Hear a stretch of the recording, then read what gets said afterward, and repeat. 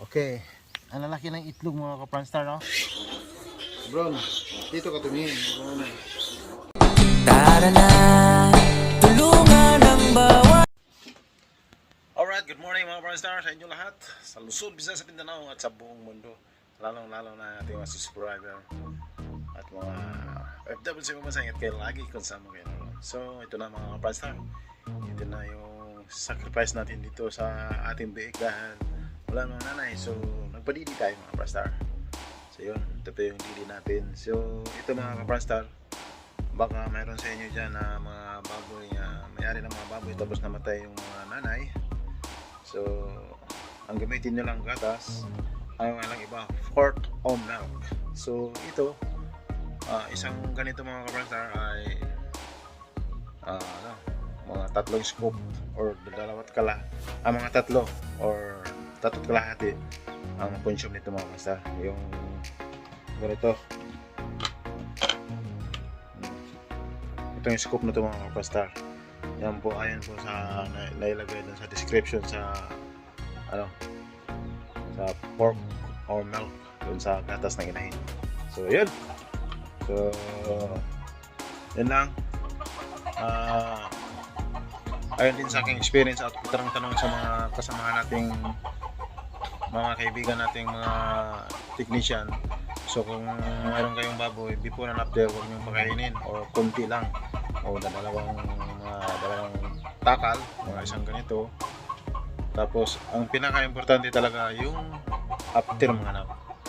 So halimbawa pag mga anak ang yung baboy mga Pranstar ng mga madaling araw o alas 12 ng gabi, so halos din yung mga Pranstar, huwag nyo rin pakainin mga 12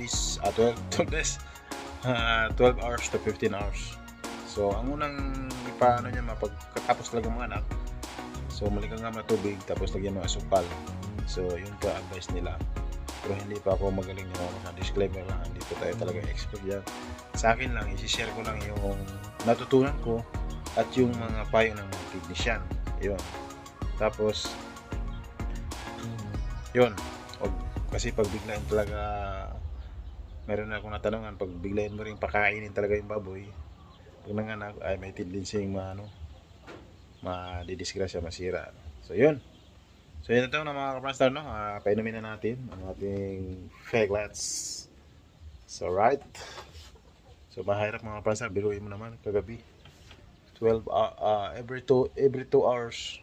Kasi ang big naman pag umabot ng 2 hours mga Pranstar ay magingay. So once na magingay na siya, ay automatic yung mga Pranstar ay nagugutom na. Kaya automatic mag-alarm talaga, kaya pet na pet. Pero okay lang kasi sayang naman din yung mga Pranstar kasi mahal ang bigay, nasa 35. Tapos kung magpatining ka, siyempre di ka na bibili. Tapos yung bake namin, yung baboy nahin, yung inahin namin, at saka yung mga anak ay lahi namang malalaki. Kaya pagtsagaan, wala naman tayong ginagawa mga Pranstar. Alright, sana mga Pranstar, supportan niyo pa ako. Sana hindi kayo mag-skip ng ads. Parang kahit maliit ang views, okay lang yun. Kasi ngayon, napakahina ng ngayon mga Pranstar, ang revenue. Kasi kung halimbawa may views ka ng mga 2,000 to 3,000, baka wala pang $1. Alag ng December, ang 2,000 views. So pwedeng pwedeng mag $4, pwedeng mag 2, or pwedeng mag $4. Depende yan sa haba or depende sa nanood mga Pranstar. Kung nanood yung taga-ibang bansa tapos hindi mag-skip sa ad, malaki yun. Pero kung Pinoy, compare natin sa Pinoy mga Pranstar, maliit lang yun.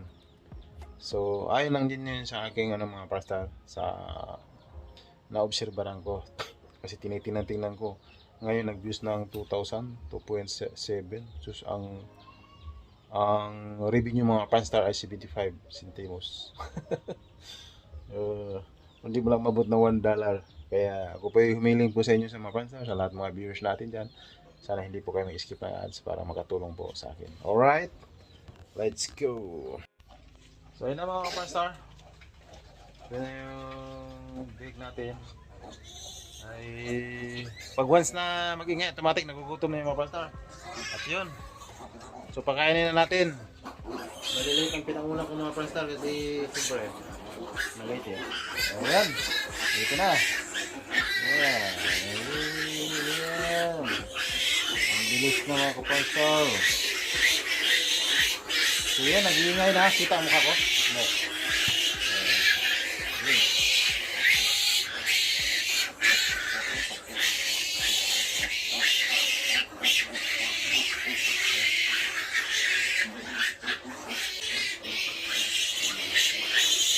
Ayan.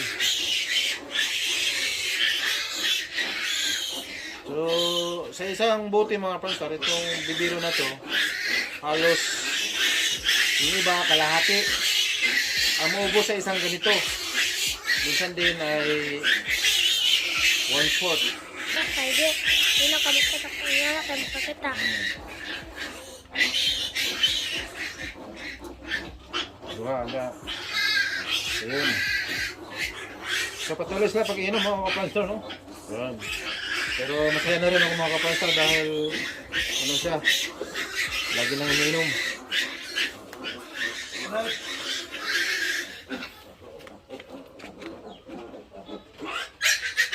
So pangalawa na. Pangalawa na. Alright. Dahil pa natin yung bata dito mga kapranstar. Bron, dito ka tumingin. Tapos pakita mo rin mukha ko. Ayan.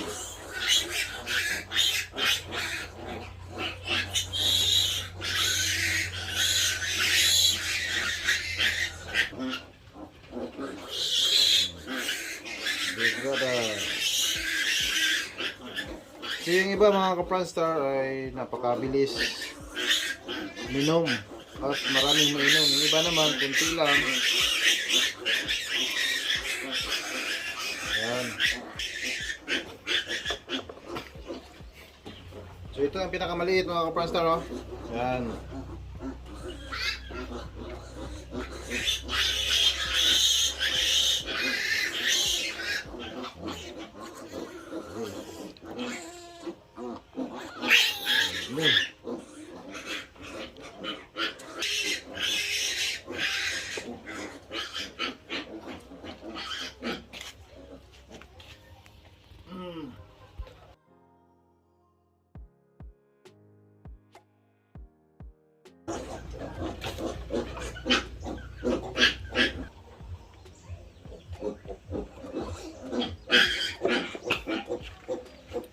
Good news po mga kapranstar. Alright mga kapranstar, so meron na pakita ko sa inyo.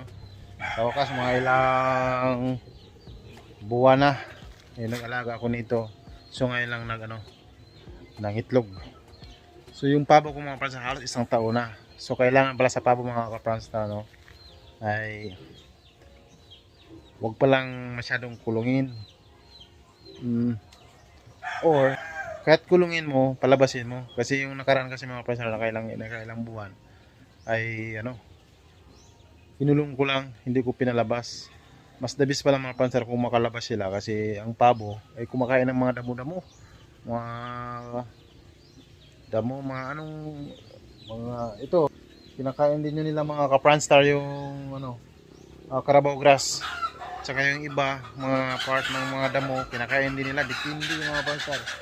So, malaki palang bagay mga kapranstar, no, pag yung pabo ay makagala at the same time ay makakain ng mga any kinds of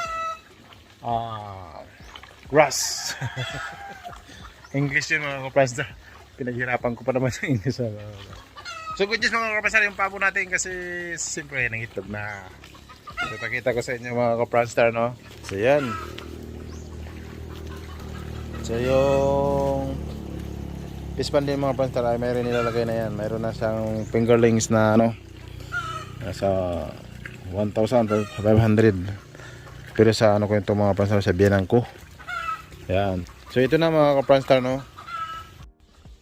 So yan. Ipakita ko na sa inyo mga kapranstar yung pabo natin nangingitlog, no. Alright. Wow. So ito yung pabo natin mga kapranstar.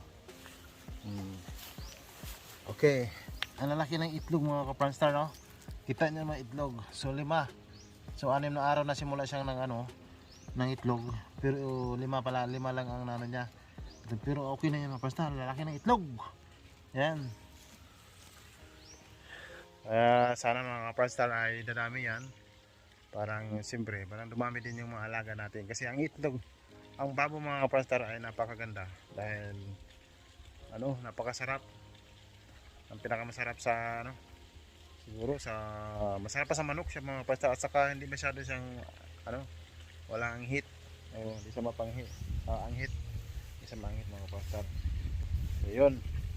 Sana kasi ang mahal din kasi yung ano mga ka-Pranstar, yung isa diyan ay ano 700, mga 2 kilo pa lang 700 na siya ang bilihan, kasi yun ang pagbili ko dati ganun mga ka-Pranstar. Kaya sana ay dumami at saka tikno din mga ka-Pranstar. Mayroon din isa, so yung isa natin ay nangingitlog na rin. Yan, so pakita ko rin sa inyo mga ka-Pranstar, no?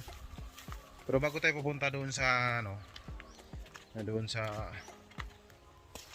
pabo na ng itlog, ay ipakita ko muna sa inyo yung ano, manok mga ka-Pranstar. So nandito pero yung siya muna natin, oh, wow, laki na mga ka-Pranstar. Siguro nasa mga ano na to 3 kilo o lalagpas pa, mabigat na mabigat siya Alright. So ito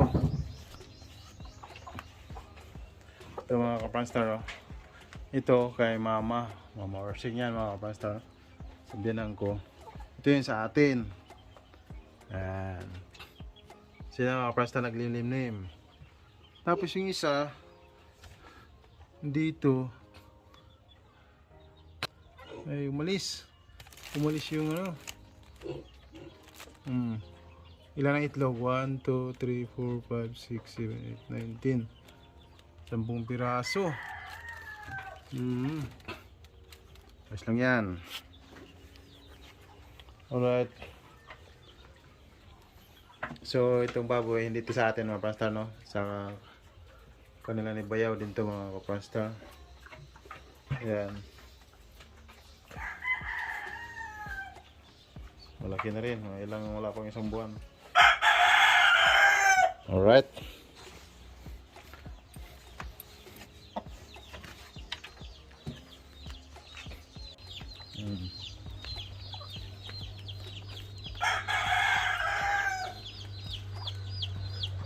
Ito kasi mga ka-Pranstar, no, Texas yung nakaano nito, yung nakaupa.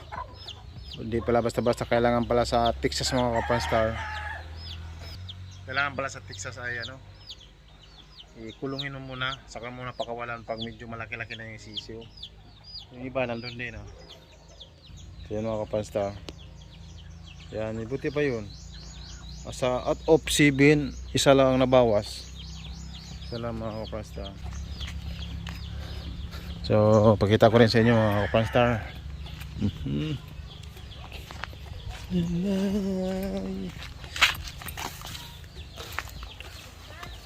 Alright.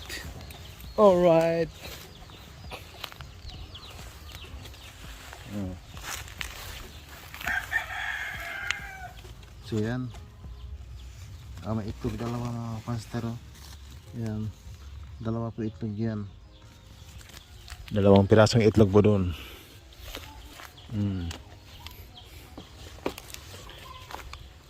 So yung panahon natin simula nag-New Year mga ka-Pranstar, hindi na umulan. Yeah. Init na pastilan.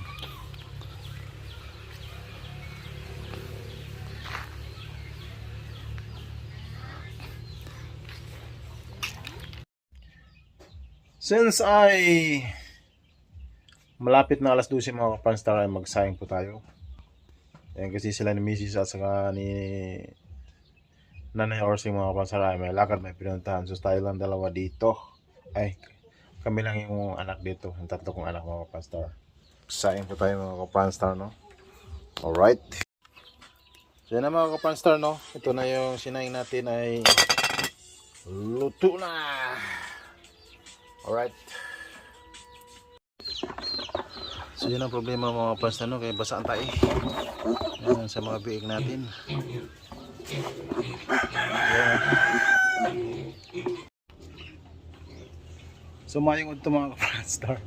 So tapos na natin kumain at pinakain na natin ang ating mga biik. So yun ang problema ko ngayon mga kapranstar, no? Dahil ang biik natin ay nagtai. So kailangan natin na may lunas kasi hindi natin pwedeng patagalin to kasi pag once na tumagal to ay hindi maganda. Kasi tulad nito, yung isa mga kapranstar, yan o, mayat na. So yung apat na yan na nagtatai. So pupunta na tayo ngayon sa bayan at sabihin natin sa technician na si Rex kung magtatanong po tayo kung ano ang ano dyan, pang turok. So kailangan pang turok kasi yan baka ganyan. So yun, kailangan natin agapan kagad kasi kung hindi natin magagapan magalalala na, wala na. Masilan pa kasi mga kapatid kasi maliliit pa. So yun, shout out sa lahat mga nag-alaga ng baboy. Alright mga kapanstar, so galing na po tayo kanina sa bayan at so bumili na po tayo ng electrolytes para sa nagtatay ito mga kapanstar, no? Yan ang panigurudahin natin na maagapan natin mga kapanstar. Mahirap na kasi kung hindi natin maagapan, baka magkasakit at matuluyang mamayat. Timesing natin mga kapanstar, alas 2:22. So magpakain na naman kami, magpainom na naman sa ating mga biik. Parang kombinasyon, pero ngayon medyo bawasan namin ng painom. Yan po instruction doon po sa technician ng kapanstar pag mga ganitong ano. Kasi hindi naman siya nagkasakit, so sobraan lang siguro sa pag-inom. Dahil marami-rami silang ininom mga kapanstar. Alright? It's cool!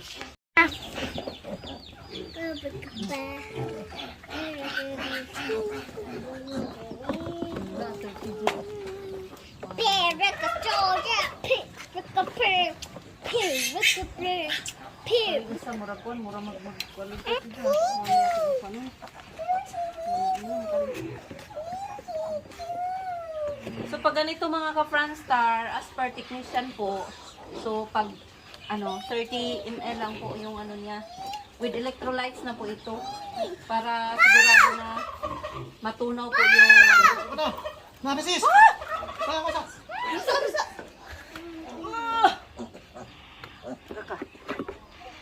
nagbasa po din siya. Ano pa? Piggy, no.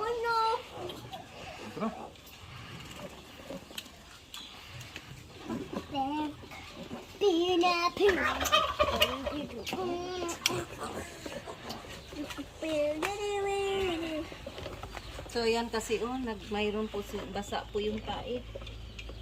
Yung isa basig pwede pa to. Diyan. Saka rin kayo.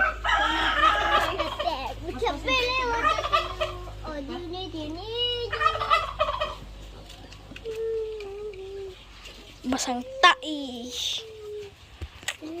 Basag tai.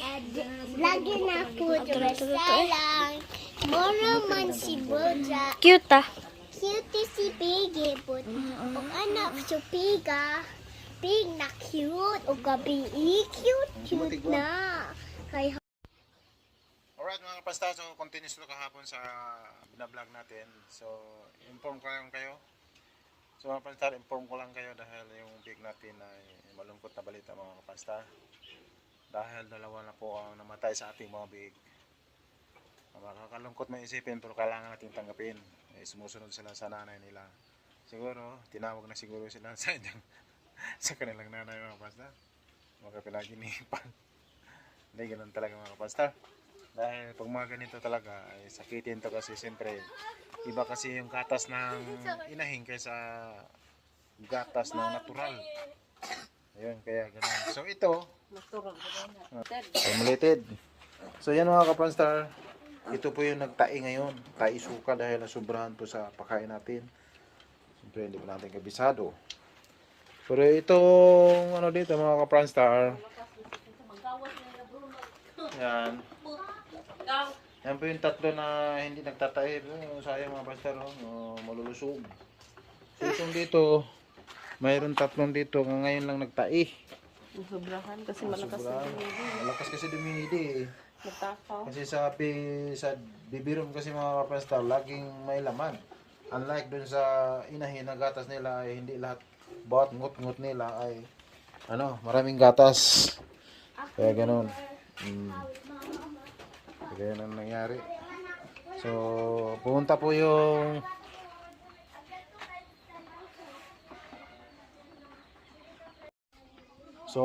pumunta yung technician dito kanina mga kapastar. Sabi niya sa akin ay 3 ml lang talaga. Kasi yung pinadidi namin kasi mga kapastar halos sa isang didi ay tatlong umiinom. So 3 ml lang talaga. Grabe. Ganun talaga. So ganun talaga ang buhay mga kapastar.